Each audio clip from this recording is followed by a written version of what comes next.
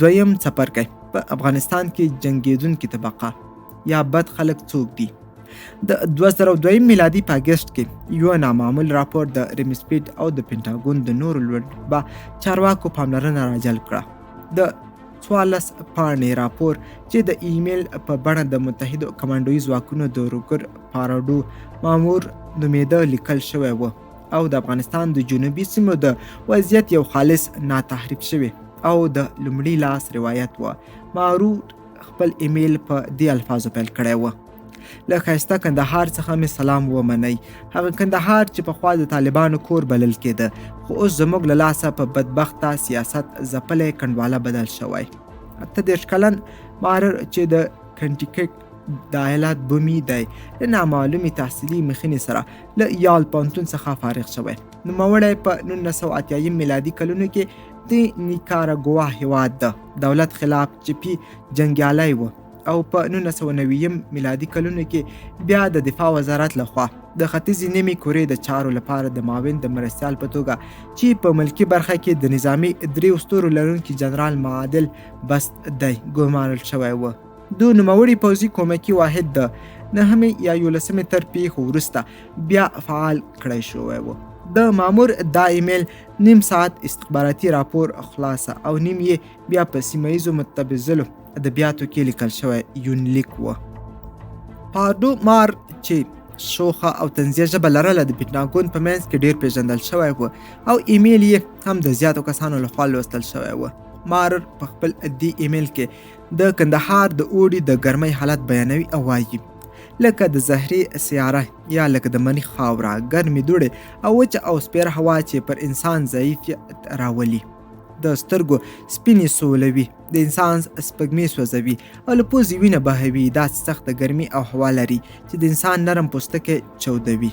هغه زیاتوي که په نړۍ کې د افریقا تر صحرا، شمالي او جنوبي قطبونو او کلیوات تر اتشپشان وروسته د ژوند لپاره تر ټولو سخت او داسې ځای وي چې د زغم وړ نه وي، نو هغه به د کندهار دا دښتې وي. نه غواړم چې هیڅ دغو ځایو ته لاړ شم. پاراډو مارور په خپل ایمیل کې د جګړې د ډګر او صحنې ځینې نورې زاویې او پدیدې هم روایت کړي دي. د نوموړي پوځي واحد د کندهار هوایي ډګر د ځانګړو ځواکونو د کلي په نوم سیمه کې میشت و. دغه زوړ کلی چې خیمې او لرګینې زړې ودانۍ پکې موجودې وي، د امریکا او متحدانو د کمانډوي پوځ ګیریور پوځیان پکې پراته و. پاراډو مارور همدارنګه د امریکا د ناوي سیل په نوم ځانګړي ځواکونه شته احمقان بللي او د دوی د جنجالي او جنګجویه خویونو یادونه یې کړې چې یو ځل د نیوزیلند هیواد د ځانګړو ځواکونو ساحې ته ورغلل او هلته یې ګډوډي جوړه کړه چې په پایله کې د هغوی د قومندان اهلي کړي ماران خوشي شول. ماور همدارنګه د سی آی ای عملیاتي پوځیان بې ادبه او ځان ته غربي شعوران یاد کړي او ویلي دي چې ساعتونه وخت به یې د افغاني توکو او لاسي صنایعو په پلورلو ضایع کاوه. له بلې خوا نوموړي د کاناډا د قومندانانو ستاینه کړې او هغه یې تر ټولو زیات د مړو غوندې ارامه او تر ټولو زیات صمیمي بللي. ویلي دي چې هغوی په له نورو پوځیانو سره خپله پخه کړې پیزا شریکوله او په خپله ساحه کې به یې زوړ قبر له زیان رسولو پرته خوندي ساتلی و. ماور په پای کې د کندهار د خلکو په اړه ویلي و: هغه یې د یوه ډله تر یو ټنډو خو ظلم ځپلو او رنځېدلو خیرات خورو په نوم معرفي کړي و. د همدې کال په اوړي کې پینټاګون په کراتو کانګرس او ملت ته وویل چې په افغانستان کې القاعده پاشل شوی، طالبان له قدرته ګوښه شوي او تروریستي کمپونه ټول له منځه وړل شوي دي. دا په داسې حال کې وا چې پاراډو مارور خپلو همسنګرو پوځیانو ته خبرداری ورکاوه چې په افغانستان کې جګړه نه ده بشپړه شوې او دښمن تر اوسه پورې نه دی مات شوی. نوموړي په خپل ایمیل کې لیکلي دي: وخت په ډیر حساس پړاو کې دی. موږ په داسې وضعیت کې یو چې القاعده خپل ټپونه بیرته ټکور کړي او په جنوب ختیځو سیمو کې یو ځل بیا د بسیج کېدو په حال کې ده. دوی له ځینو بیزارو کوچنیو جنګسالارانو او دوه مخي پاکستان سره ګوتې پټې کړي دي. د دوی پوځي تمرینونه او پټنځایونه لا هم روان او جوړ دي. په سرحدي سیمو کې چې تیږه هم پورته کړي، نو بد خلک یا زموږ دښمنان لکه میږیان، لړم او ماران داسې ترې راوځي. د پاوردو ماورر مفصل توضیحات یو لوري ته بل لوري ته امریکایان په افغانستان کې د عادي افغانانو او د بدو خلکو د امریکایانو مخالفانو ترمنځ په تفکیک کولو کې له ستونزو سره لاس او ګریوان و. طالبان او القاعده د همدې خاورې او همدې ولس خلک و. د نور عام وګړو غوندې به یې ګڼ پرتګونه پګړۍ او جامې اغوستې چې له نورو خلکو سره یې د دوی توپیر ستونزمن کړی و. یوازې د کلاشینکوف په غاړه کې اچول هم په دې معنا و چې وسلوال کس د بدو خلکو له ډلې څخه دی، ځکه د شوروي تر جګړې وروسته افغانان له لاسي وسلو سره عادي شوي و او هر چا به د ځان د حفاظت لپاره وسله ګرځوله. له یوې پراخې زاویې د امریکا متحده ایالات له داسې خلکو سره ښکېل و چې پیژندل او په نښه کول یې هم ستونزمن کار و. یعنی دوی له داسې چا سره جنګېدل چې سم یې پیژندل هم نه، او دا هغه فاحشه او اشتباه وه چې بیا یې هېڅکله جبران نشوی کړی. که څه هم بن لادن له 1996 میلادي راهیسې د امریکا خلاف جهاد اعلان کړی و. په 1998 میلادي کې په ختیځ افریقا کې د امریکا پر 2 سفارتونو حملې کړې وې او په 2000 میلادي کې په یمن کې د امریکا پر سمندري کښتۍ میزایل برید کړی و. خو له دې ټولو سره امریکا د القاعده ګواښ ته په کمه سترګه کتل او هغه یې د ټولې قاره‌ایي امریکا لپاره جدي تهدید نه باله. رابرټ ګیټس چې د 1990 میلادي کلونو په لومړیو کې د CIA سرپرست او وروسته بیا د ریمیس فیلډ پر ځای د دفاع وزیر شو، د ویرجینیا پوهنتون شفاهي تاریخي مرکې ته وویل: رښتیا دا دی چې موږ د 9 او 11 د پیښو په وخت کې د القاعده په اړه ډیر کم پوهېدو. که هغه وخت موږ د دې ډلې په اړه فکر کړی وای چې دوی څوک دي، څه غواړي او څومره وړتیاوې او قدرت لري، نو پر ضد مو یې اړین او اغېزناکه ګامونه پورته کولی شوای. خو هغه وخت موږ داسې چا وویشتلو چې موږ یې په اړه هېڅ معلومات نه درلودل. د بوش ادارې بله تېروتنه دا وکړه چې د القاعده او طالبانو ترمنځ هېڅ توپیر ونه کړ. دې دواړو ډلو که څه هم ورته افراطي مذهبي ایډیالوژي درلوده او د یو بل متقابل ملاتړ یې کاوه، خو د دوی دواړو موخې او سیاسي مرامونه بیل وه. القاعده داسې شبکه وه چې د افغانانو لخوا نه بلکې د عربو لخوا رامنځته شوې وه، او بله دا چې دوی یو نړیوال لیدلور درلود او اسامه له زیات وخت راهیسې د سعودي د سلطنتي کورنۍ او منځي ختیځ د نورو اتوکراتو حکومتونو چې د امریکا ملګري او متحدان و د راپرځولو پلانونه او طرحې جوړولې. د القاعدې مشر ځکه په افغانستان کې اوسېده چې له سودان څخه تبعید شوی و. خو د طالبانو لید بیا محلي او محدود و. دوی زیاتره د جنوبي او ختیځو سیمو پښتانه و چې د قدرت په سر له نورو قومي او قدرت طلبه ډلو سره له څو کلونو راهیسې جنګېدل. طالبان که څه هم اسامه ته پناه ورکړې وه او له القاعده شبکې سره یې قوي اړیکې او اتفاق رامنځته کړی و، خو دوی د 9 په پیښو کې مستقیما دخیل نه و او هیڅ داسې شواهد نشته چې په دې حملو کې د دوی مرسته او دخالت په نښه کړي. د بوش حکومت ځکه پر افغانستان یرغل وکړ چې د طالبانو مشر ملا محمد عمر امریکا ته د بن لادن له تسلیمولو انکار وکړ. خو له دې ټولو سره سره د عمل په ډګر کې امریکا د طالبانو او القاعدې ترمنځ توپیر نه کاوه او ټولو ته یې د یوه او ورته دښمن په سترګه کتل. تر 2002 میلادي پورې د القاعده د ګوتو په شمار غړي په افغانستان کې پاتې وه. سلګونه غړي یا اسیر او یا وژل شول او پاتې نور پاکستان، ایران او نور هیوادونو ته وتښتېدل. خو امریکا او ملګري هیوادونه یې په افغانستان کې د راتلونکو 2 لسیزو لپاره د طالبانو او نور نظامي ډلو ازبک، پاکستاني او چچنیانو پر ضد جګړه کې ښکېل پاتې شول.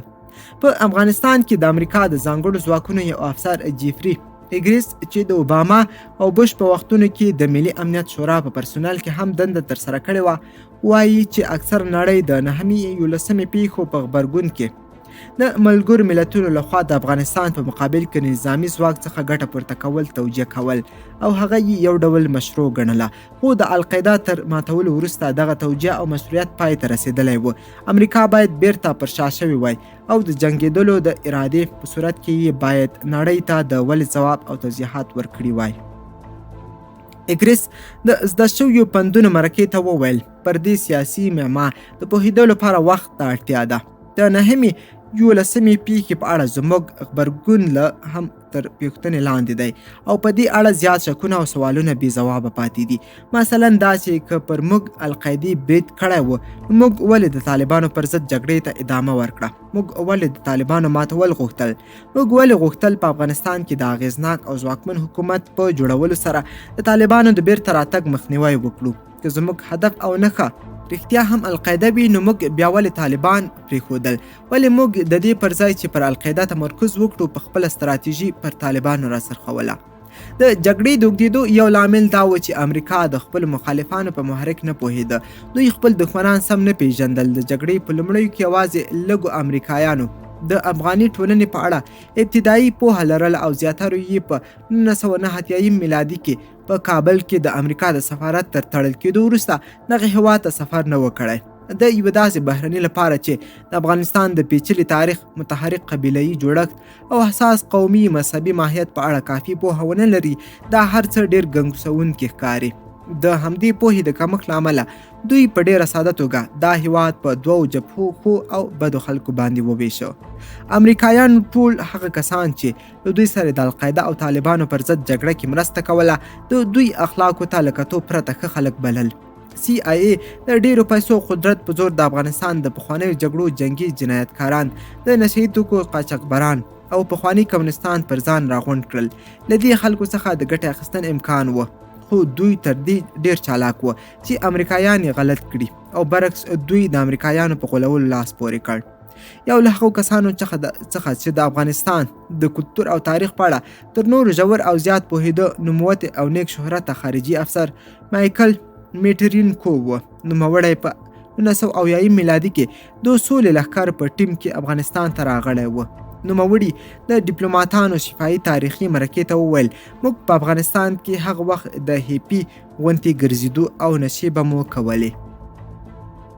د 2002 میلادي په جنوري کې د امریکا د بهرنیو چارو وزارت 55 کلن میټرینکو کابل ته واستاوه چې هلته د سیاسي برخې او کارکوونکو د رئیس دنده ترسره کړي.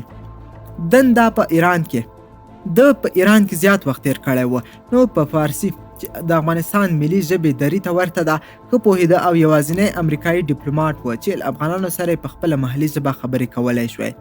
برینکو وایي چې افغانانو به د خپلو شخصي دښمنانو د له منځه وړلو لپاره چې د بېلابېلو تجارتي، د ځمکو او یا نور مسایلو له امله به یې دښمنۍ سره کړې وي، امریکایي پوځیانو ته خپل دښمن طالب معرفي کاوه او په دې سره به یې خپل شخصي دښمنان د طالبانو په پلمه د امریکایانو په واسطه وژل.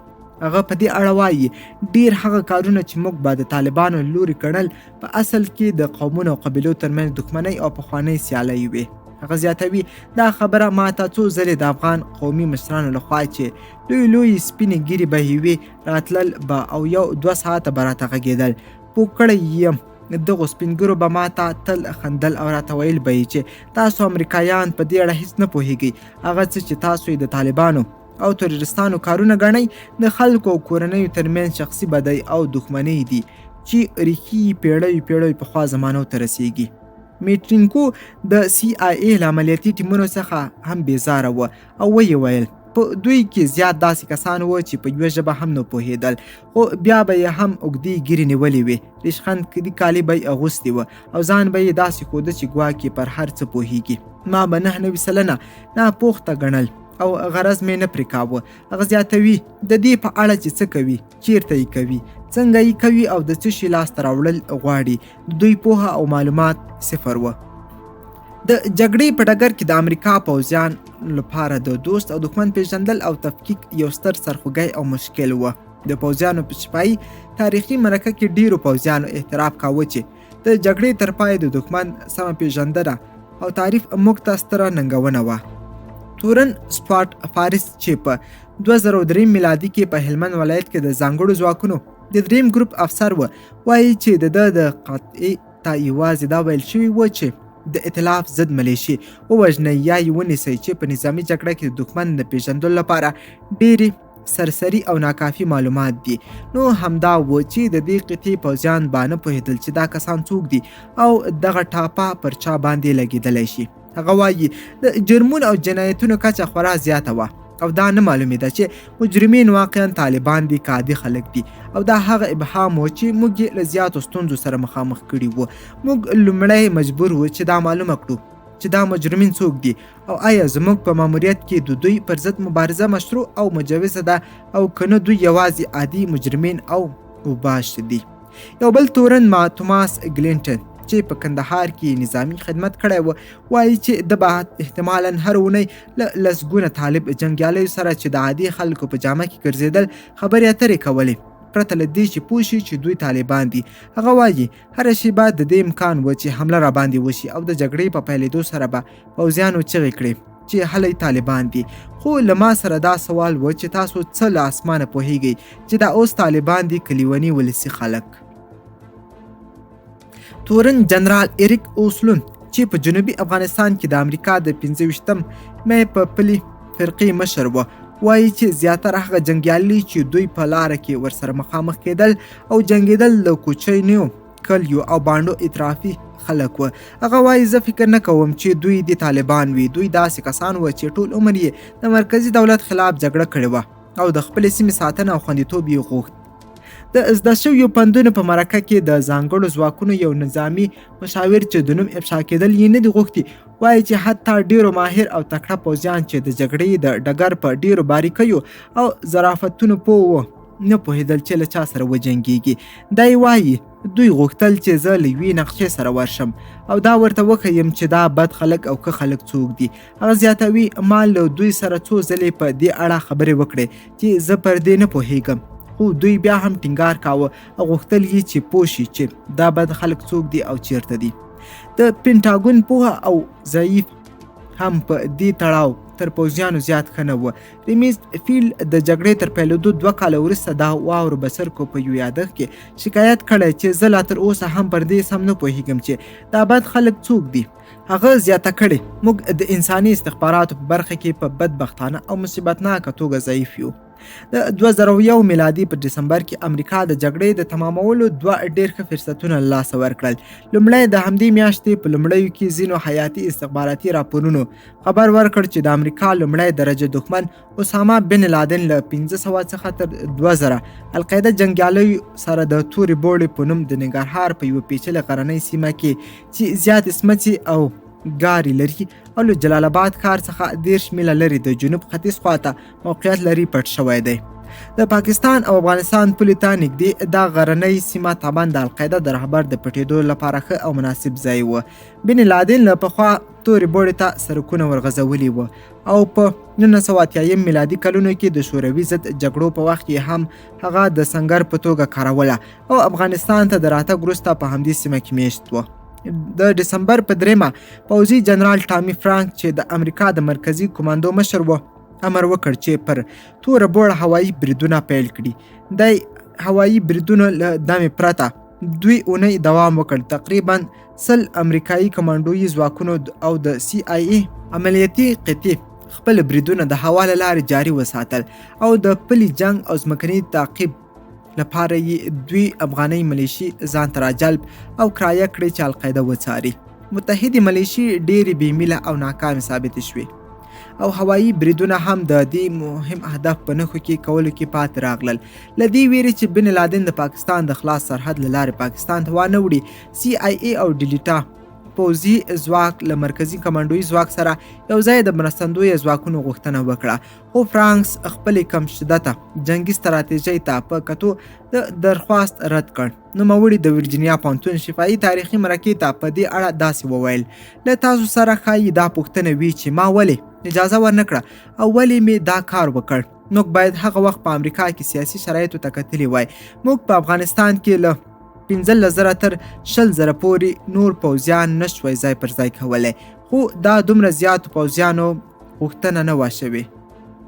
د CIA او ډیلټا ځواکونو قمندانانو ویل چې دوی یوازې له 800 تر 2000 پورې د مرستندویو مرین او رینجر ځواکونو درخواست کړی و خو له دې ټولو سره دوی هیڅ کومک ترلاسه نه کړ او بن لادن هم له خپلو متحدو سره د امریکا له لاسه ووت. د تورې بوړې د جنگ په اوج کې د 10مې غرنۍ فرقې لوجستیکي افسر تورن ویلیام ریوډبا چې له تورې بوړې 100 کیلومتره لرې یې د بګرام په هوایي ډګر کې د جګړې راډیوي او مخابراتي ترافیک تنظیمول. وایي چې د ډسمبر په 11مه مې په مخابره کې د اسامه بن لادن د لیدل کېدو خبر واورید، خو دی وایي چې پر دومره ستر پرمختګ سربیره هم د دې قطعې ته امر ونه شو چې هلته ورشي. هغه د نظامیانو شفاهي تاریخي مرکې ته په دې اړه داسې وویل: که موږ ته امر شوی وای نو چمتو وو چې ورشو. هغه زیاتوي: زه اوس هم حیران یم چې که دوی هغه وخت په بن لادن پسې ورغلي وای او پیدا کړی یې وای، یا یې موږ ته ویلي وای چې ورشئ، چې بدبختانه دا یو کار هم ونه شو، څه به شوي وای. په دې کې شک نشته چې د مرستندو یا ځواک د لیږلو په صورت کې په توره بوړه کې د بن لادن د نیول کېدو یا وژل کېدو احتمال خورا زیات و. د تورې بوړې ارتفاع او ضعف العبور ځمکه جوړښت د نظامي مانور او عملیاتو مخه ډب کړې وه او د غټ مقیاس پلویو عملیاتو خورا زیات خطر او ګواښونه له ځان سره لرل. خو دا یو ملموس او واقعیت دی چې د بن لادن تیښته په افغانستان کې د جګړې د غځېدلو او اوږدېدو لامل شوه، ځکه له سیاسي پلوه د امریکا لپاره دا ناممکنه وه چې د 9/11 د پیښو د اصلي طرح له وژلو پرته بیرته کور ته ستنه شي.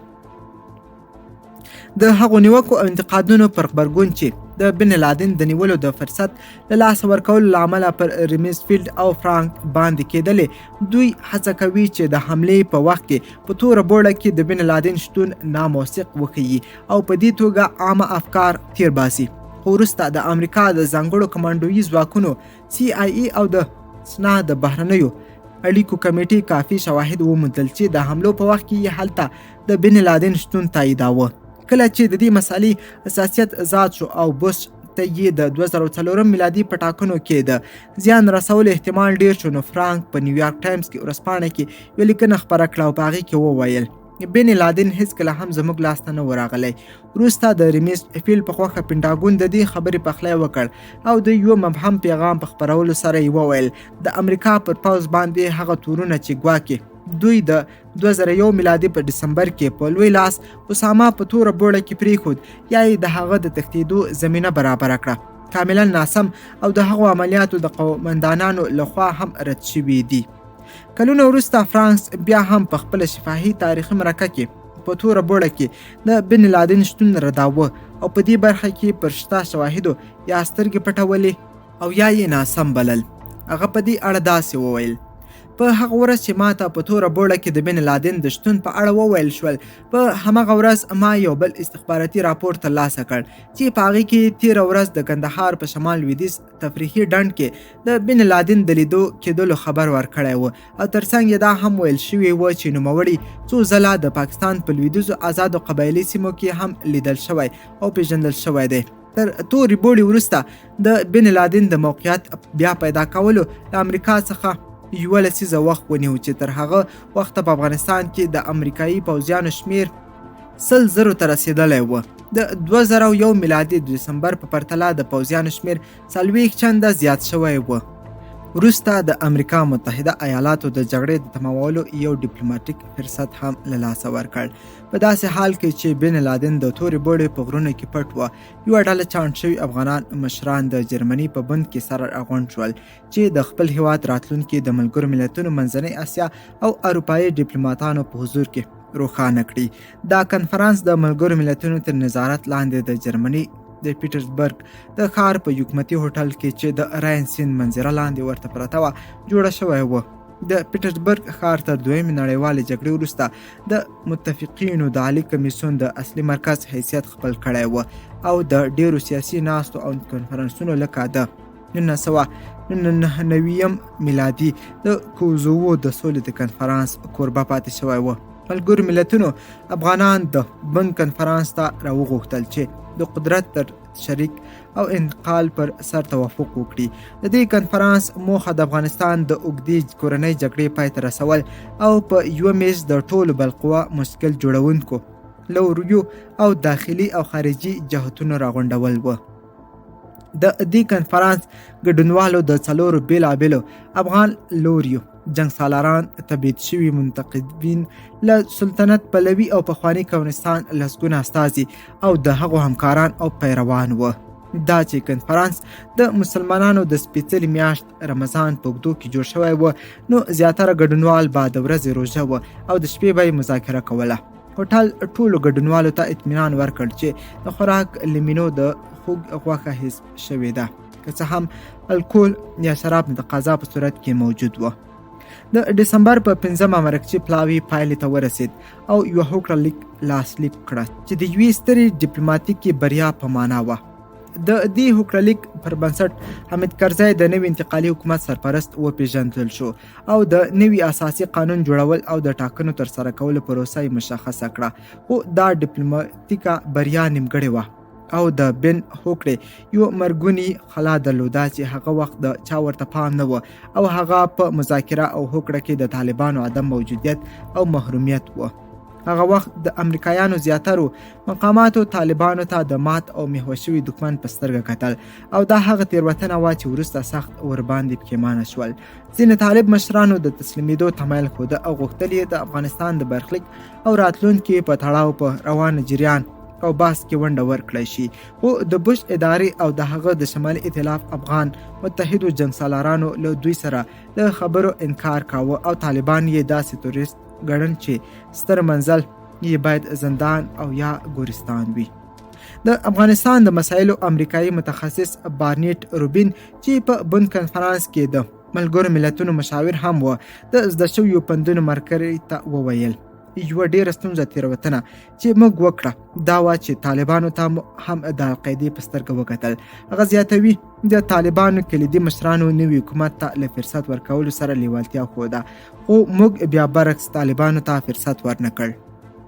که څه هم د طالبانو منفي معرفي کول د دوی د پخوانیو افراطي کړنو او مذهبي سختدریځۍ پر بنسټ اسانه و، خو د دوی ریښه کیندل له افغاني ټولنې څخه چې ډېر ژورې او ځواکمنې وي سخت تمام شول. دوی لومړی په 1994 میلادي کې په کندهار کې راڅرګند شول او په ډېر کم وخت کې یې ډېر زیات پلویان په ځانګړې توګه د پښتنو په مخ کې پیدا کړل. دوی په لومړیو کې په افغانستان کې بیرته د نظم ټینګولو لپاره لاس په کار شول او هغه مجاهد جنګسالاران یې منځوي کړل چې د شخصي ګټو او اقتدار لپاره یې په هر ډول جنایت لاس پورې کاوه.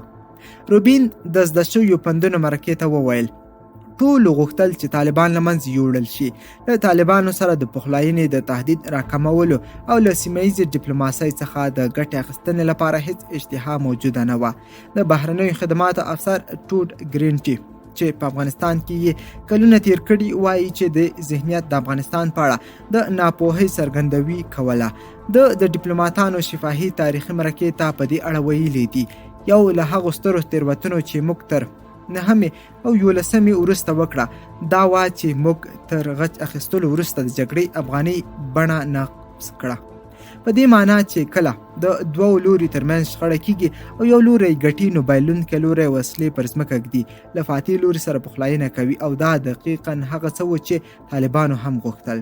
هغه زیاتوي خو زموږ انعطاف نه منل او طالبانو ته د مخالفینو پر ځای د محض تورستانو په سترګه کتل او د دوی ځپلو ته ادامه ورکول هغه څه و چې د دوی شورش او پاڅون ته یې تر بل هر څه زیات قوت ور وباښه.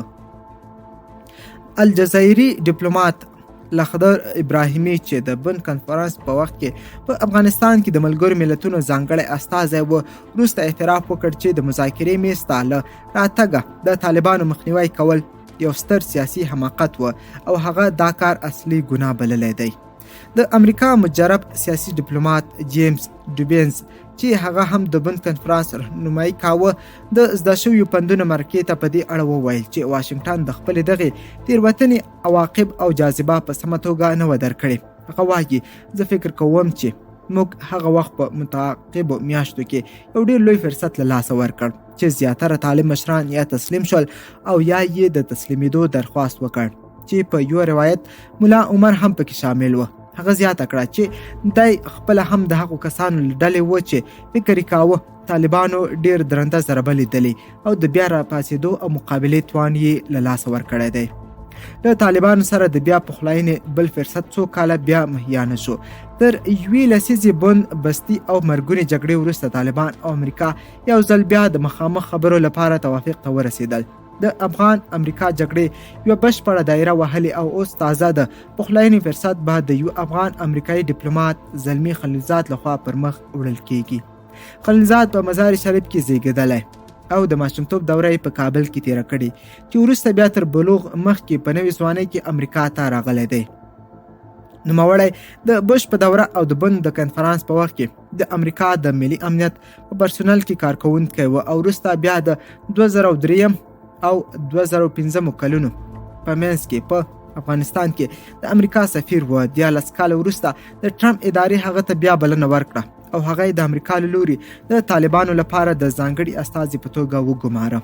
لنډه دا چې هغه به تر بل هر امریکایي مقام د طالبانو په حضور کې زیات وخت تیر کړی.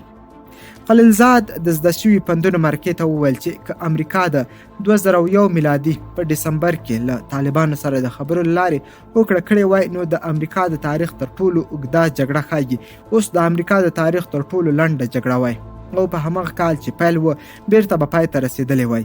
هغه په دې اړه وایي ښایي موږ به دومره پاخه او پوه نه وو چې په هغه وخت کې له طالبانو سره مصالحه وکړو.